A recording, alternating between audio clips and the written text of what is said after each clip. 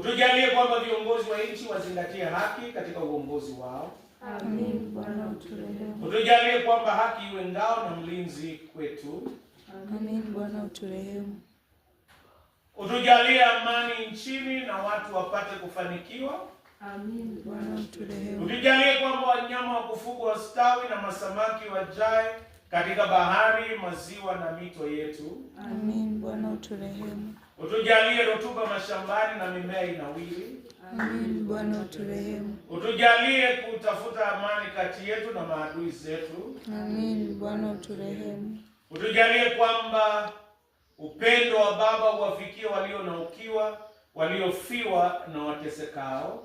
Amin. Bwana uturehemu. Utuondolee kwa kusii hatari zote katika mapito ya dunia. Sikilizeni maneno ya kutia moyo na changamoto yaliyosemwa na Mwokozi wetu Yesu Kristo kwa wote wanaomtii kwa kweli.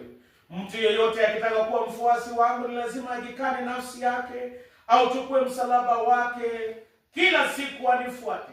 Maana mtu anayetaka kuyaokoa maisha yake mwenyewe atayapoteza,